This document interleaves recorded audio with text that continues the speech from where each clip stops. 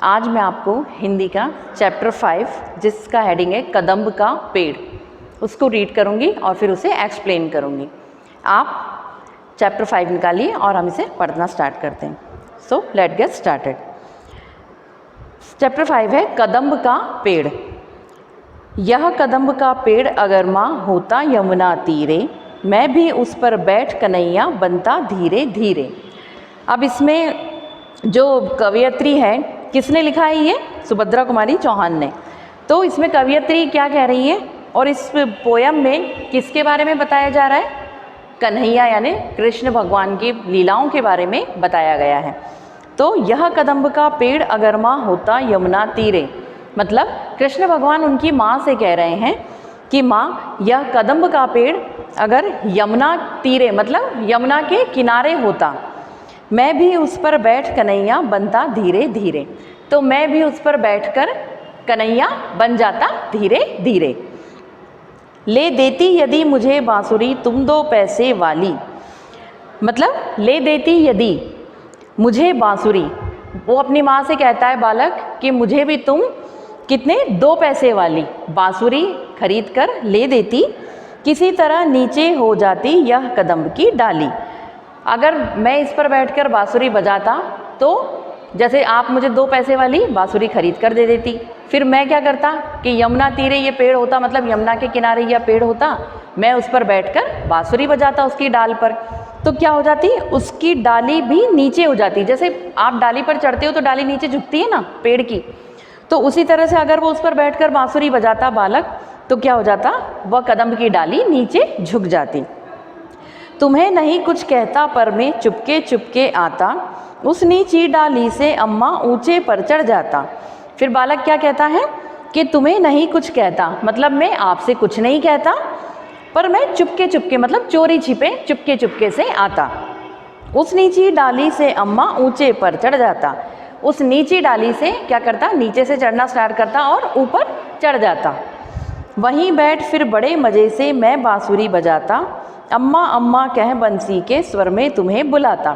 फिर क्या कहता है बालक कि मैं वहीं नीचे से पहले ऊपर चढ़ जाता डाली पर से, ऊपरी डाली पर बैठकर फिर मैं क्या करता, फिर मैं बड़े मज़े से मतलब वहीं पर बैठकर मैं बड़े मज़े से बांसुरी बजाता, मतलब उसको बांसुरी बजाने में वहाँ बैठकर मज़ा आ रहा था। अम्मा अम्मा कह बंसी के स्वर में तुम्हें बुलाता, मतलब बांसुरी बजाते हुए उससे कैसा स्वर निकालता, जैसे वो अपनी माँ को पुकार रहा है।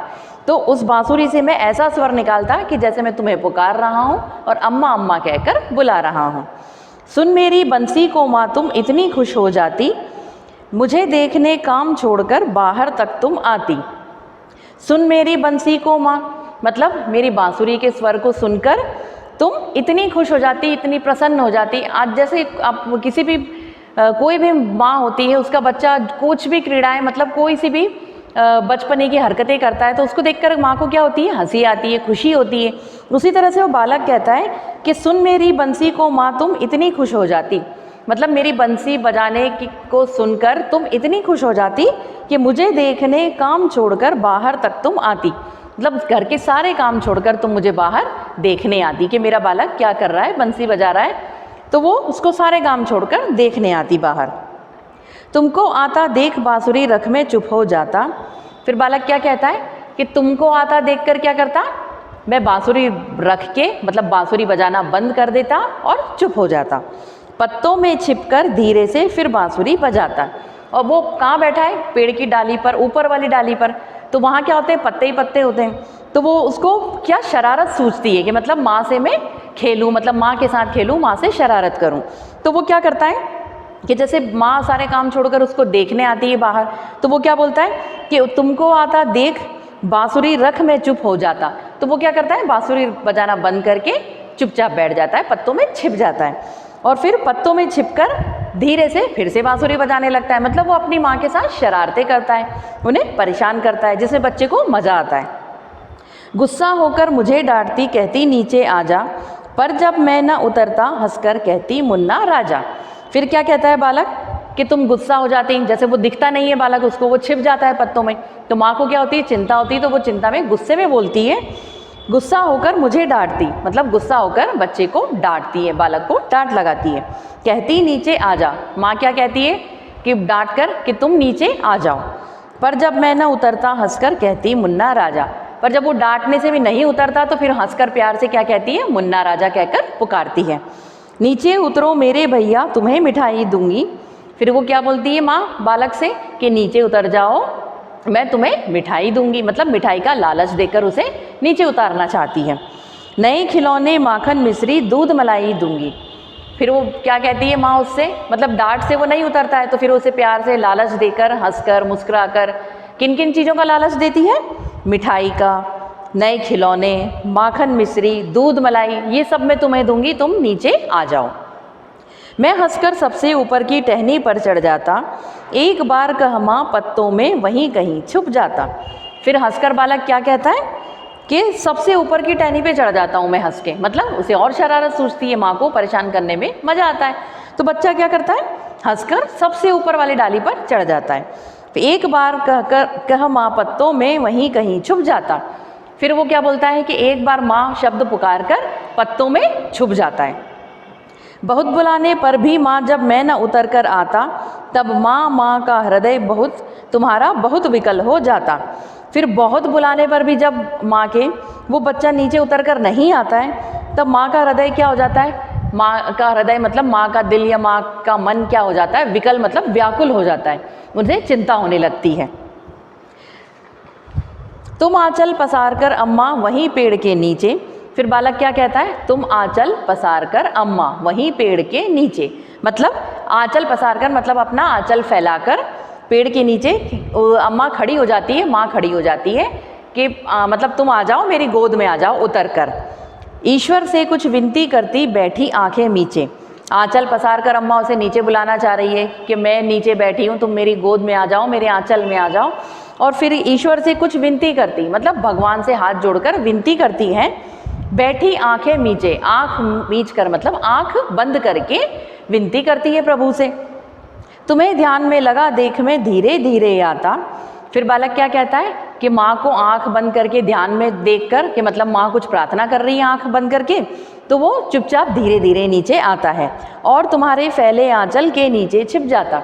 फिर जैसे माँ क्या आंचल पसार कर नीचे बैठी, मतलब आंचल फैला कर बैठी है, तो वो क्या करता है धीरे से आंखें बंद करके बैठी है ना माँ, तो वो उनकी आंखें बंद देखकर धीरे से चुपचाप नीचे उतर के आता है और अपनी माँ के आंचल के नीचे छिप जाता है। तुम घबराकर आंखें खोलती फिर भी खुश हो जाती, जब अपने मुन्ना राजा को गोदी में ही पाती। अम्मा घबराकर क्या करती है, आंखें खोलती। अब जैसे हम आंखें बंद करके बैठे और कोई अचानक हमारे पास आ जाता है, हमें टच करता है, तो हमारी आंखें घबराकर खुल जाती है कि क्या हुआ एकदम। तो उसी तरह से जब बच्चा उसकी गोद में आकर बैठ जाता है माँ की, तो माँ घबराकर आंखें खोलती है, लेकिन फिर वो खुश हो जाती है। क्यों खुश हो जाती है, क्योंकि जब अपने मुन्ना राजा को गोदी में ही पाती, मतलब अपने मुन्ना राजा को वो कहाँ पाती है, अपनी गोद में, कि ये तो मेरा बेटा है, मेरा बालक है, मेरा मुन्ना राजा है जो मेरी गोदी में आ गया है। इसी तरह कुछ खेला करते हम तुम धीरे धीरे, माँ कदम्ब का पेड़ अगर यह होता यमुना तीरे। तो बालक क्या कहता है कि माँ अगर ये पेड़ यमुना के किनारे होता तो हम इसी तरह बहुत से खेल खेला करते यहाँ पर, मतलब हम धीरे धीरे बहुत सारे खेल खेला करते इसी यमुना के पेड़, यमुना के किनारे जो पेड़ है कदम्ब का, तो इसके नीचे हम क्या करते, बहुत से खेल खेलते, शरारतें करते, मज़ा करते। तो स्टूडेंट ये सुभद्रा कुमारी चौहान जो कि एक कवयित्री हैं, उन्होंने इस कविता को लिखा है और ये बहुत सुंदर कविता है। इसमें एक बालक के बालपन की क्रीड़ाएँ, मतलब उसके खेल कूद, उसकी मस्ती, उन सबको दर्शाया गया है कि किस तरह से वो अपनी माँ से कहता है कि यह यमुना किनारे कदम का पेड़ होता तो मैं तुम्हारे साथ इस पेड़ के नीचे क्या क्या शरारतें करता, क्या क्या मस्ती करता, कैसे खेला करता। तो आपको ये समझ में आ गया होगा स्टूडेंट्स। इस चैप्टर की बुक की एक्सरसाइज मैं आपको फिल करके व्हाट्सएप पे सेंड कर दूंगी, आप उसे बुक में फिल कर लीजिएगा और इसके क्वेश्चन आंसर रिटर्न में सेंड कर दिए जाएंगे, जिन्हें आपको हिंदी की कॉपी में नोट डाउन करना है। हिंदी की कॉपी में चैप्टर 4 तक आपने नोट डाउन कर लिए होंगे क्वेश्चन आंसर, उसके आगे आपको ये करना है। और स्टूडेंट मैं आपको फिर एक बार रिमाइंड करवा रही हूँ कि आपको चैप्टर 4, 5 जो भी चैप्टर है उसका हेडिंग डाल के पहले आपको ये शब्द ज्ञान, देखिए शब्द ज्ञान करके जो हेडिंग दिया है ये आपके शब्दार्थ हैं। तो आपको हिंदी की कॉपी में पहले शब्दार्थ लिखने हैं, उसके बाद क्वेश्चन आंसर नोट डाउन करने हैं। सभी चैप्टर्स में पहले आपको शब्दार्थ लिखने हैं, उसके बाद क्वेश्चन आंसर नोट डाउन करने हैं। बुक की एक्सरसाइज आप बुक में ही फिल करेंगे। Thank you students.